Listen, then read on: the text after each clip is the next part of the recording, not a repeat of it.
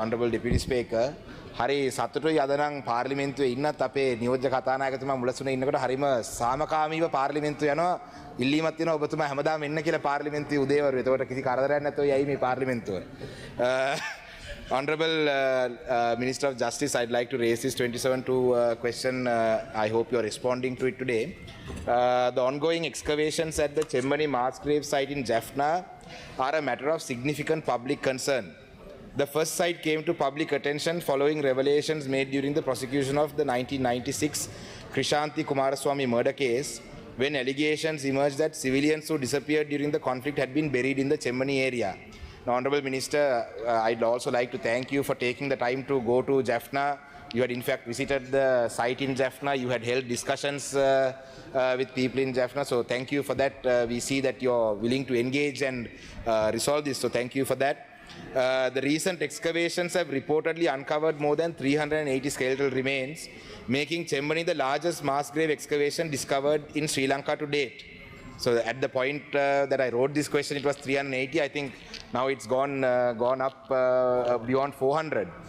430 according to Dr. Ramanathan Archana. Making Chemmani the largest, the scale of these findings raises serious questions regarding identification of victims, forensic investigations, accountability, and the measures taken by the government to establish the truth. In this regard, will the Honourable Minister inform this House? Number one, what is the total number of skeletal remains recovered from the Chemmani excavation site as of the latest official count? Question number two, can the government provide a breakdown of the remains recovered, including the number identified as adults, juveniles, children, infants, and the number of complete skeletons and partial skeletal remains?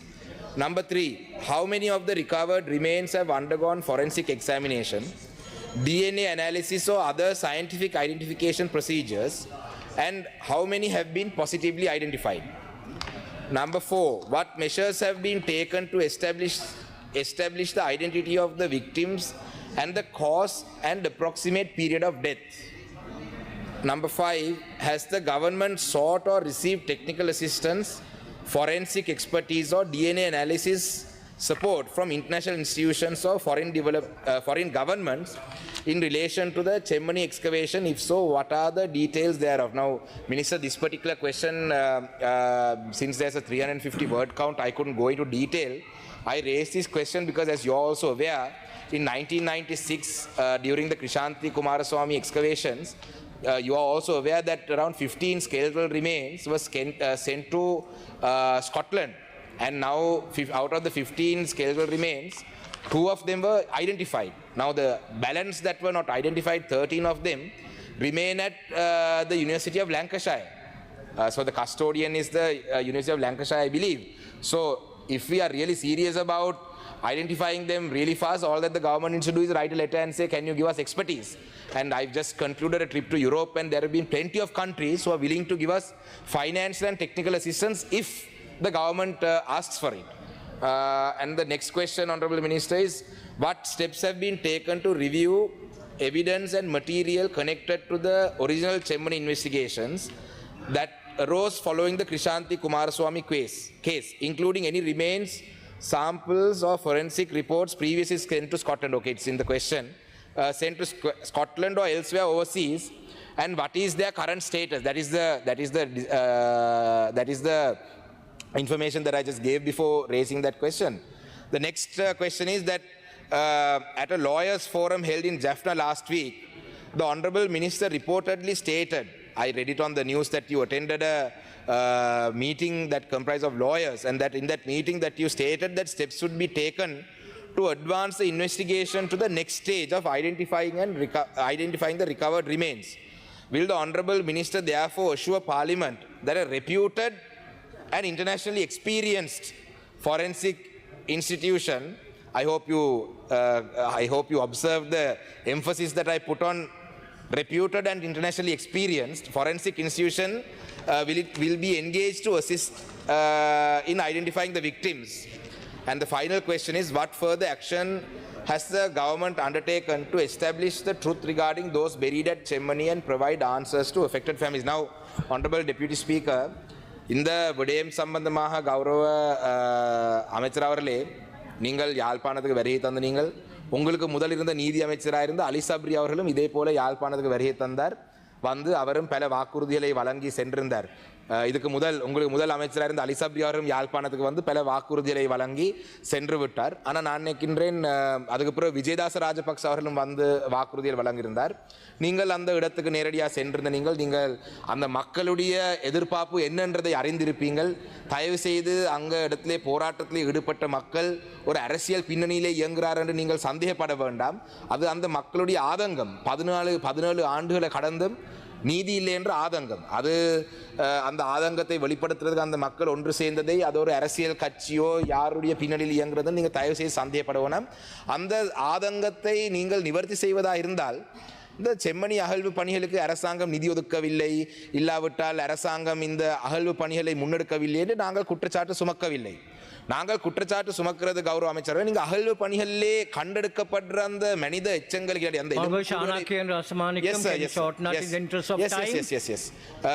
அந்த மனித எச்சங்களை வந்து அடையாளம் காண வேணும். If without the DNA, அந்த DNA பரிசோதனை செய்யாமல் யாருடைய குடும்ப உறவினருடைய மனித எச்சங்கள் என்று கண்டுபிடிக்காவிட்டால் பிரயோசனம் இல்லாமல் விடும். அதுக்கான தேவையான வசதிகள் இலங்கையிலே இல்லை. அப்ப இந்த விடயம் சம்பந்தமாகத்தான் எங்களுக்கு உங்கள் மீது கேள்விகளும் சந்தேகங்களும் இருக்கின்றால் அகழ்வு பணிகளை பற்றி இல்லை. ஆனால் Honorable member, can we make it short? Thank you, sir. Thank you. The Honorable Minister of Justice. Thank you, Honorable Deputy Speaker. Thank you, Honorable Rasmanikam MP, for raising these valid questions. Yes, first and foremost, I must say, the first indications of Chimman came at the end of the Krishanti Kumaraswamy's trial, somewhere around, if I'm not mistaken, 98, 99. But thereafter, not a single government till 2025 ever bothered to follow up on Chimman. Only we did. Others visited, as you said, the ministers, they visited, and some of the governments, even you may have represented at some point, they never. I'm sorry. You would have been in the parliament. Sorry. But either way, none of the governments did, for 25 years till we came along. So our commitment for the cause is undoubtedly sincere, and we are also aware that our mandate that we receive from the North is not to cover up, but to do justice. And we are going to do that. So let me answer your questions, Honorable Sir.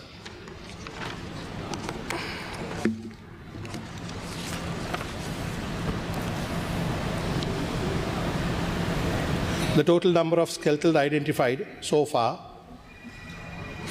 412. Total number of skeletons recovered, 409, as the date of 23rd of June, 2026. There are no breakdown details of skeletons. Judicial Medical Officer did not submit these breakdown details to court. These details will be available only upon completion of the analysis, which is in progress. The current investigation at Chimman site is focused on excavations and exhumations. The forensic anthropology analysis on the human remains is yet to commence. What measures have been taken to establish the identity of the victims and the cause of approximate period of death? The possible cause of death, including if the victim has died due to a crime, will have to be identified through a forensic anthropological analysis. Ascertaining the period of death takes place through the analysis by the archaeologists and the judicial medical officers. Details will be available when they submit the respective reports. In August 5th of August 2025, the court held an identification parade of clothing and other associated artifacts that had been excavated at Chimman, where over 200 family members attended. The CID is also investigating. The approximate period of death is to be determined through examination and analysis. Expert opinions are in progress. The government has invited forensic assistance from international entities, recognizing the experience and expertise in mass grave investigations, and is in negotiations with different embassies. The Office of Missing Persons, as an independent state mechanism, also engaged with different foreign entities and is closely working with the ICRC among others. For example, on the 16th October 2025, the OMP collaborated with the ICRC to invite 2 experts to conduct age analysis of sub-adults training for judicial medical officers, odontologists, and anatomists at the University of Jaffna in order to assist with the Chimman and other mass grave cases. Similarly, the Office of Missing Persons will take measures based on the requirements arisen. I can assure you that we have spoken to embassies, we have made all the local finances that is necessary for the excavation. We are on the excavation and the exhumation period. But when it comes to DNA analysis, depending on the type and the nature, we will definitely have to go for, as you said, the internationally reputed, recognized places, because some of them may not be available here. So therefore, it will be done, but depending on the requirement. And those requirements are informed to us by the anthropological team led by Mr. Raj Somadeva, Professor, and the courts.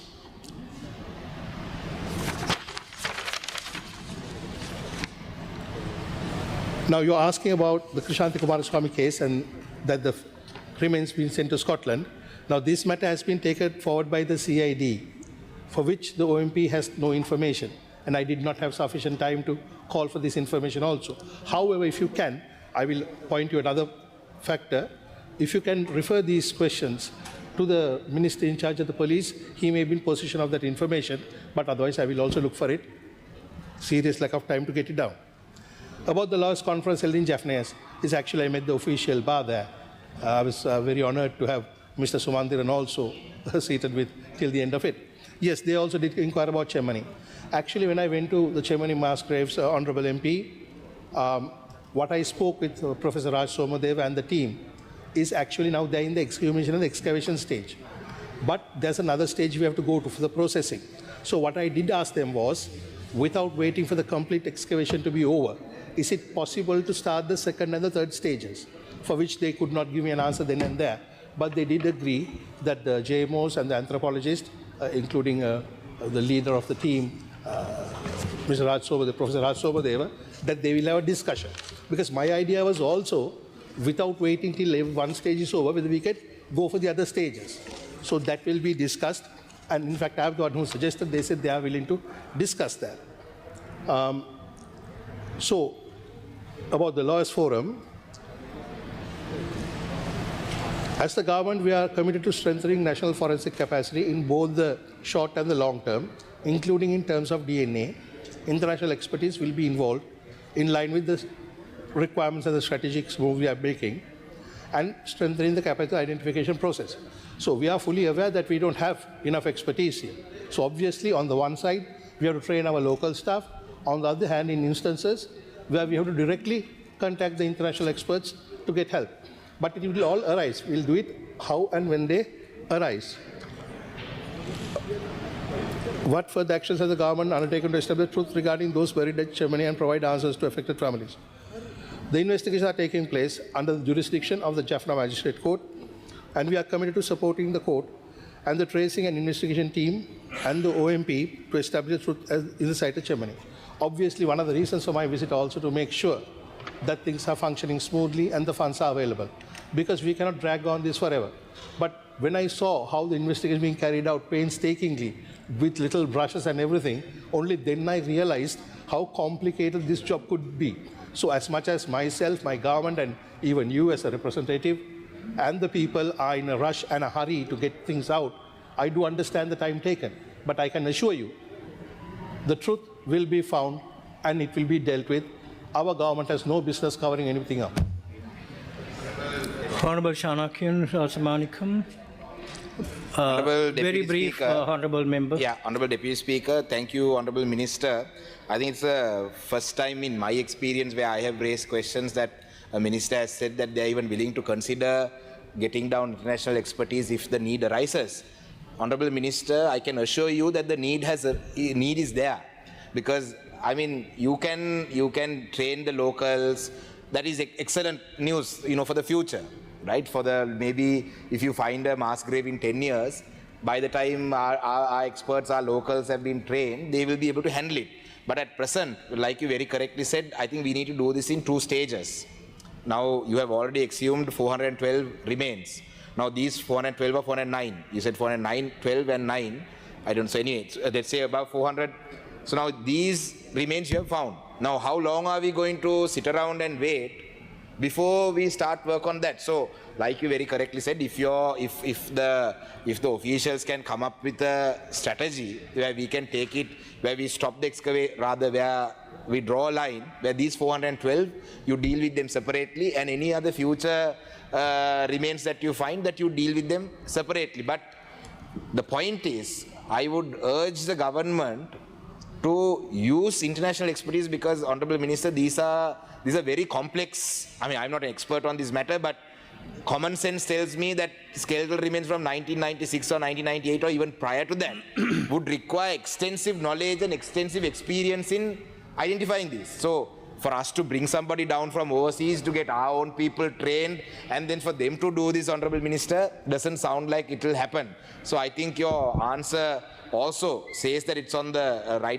I feel that it's on the correct decision, but we would like for it to be expedited, because some of the members from your own party representing those areas have very little knowledge on these matters. So the statements that they make also makes things hard for you.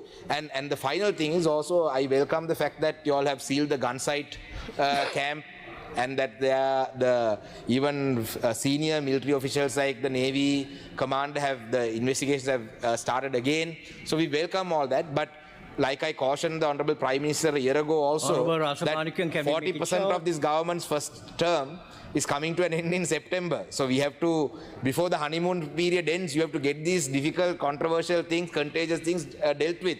So thank you, Minister. Honorable Minister, you would like to respond to that?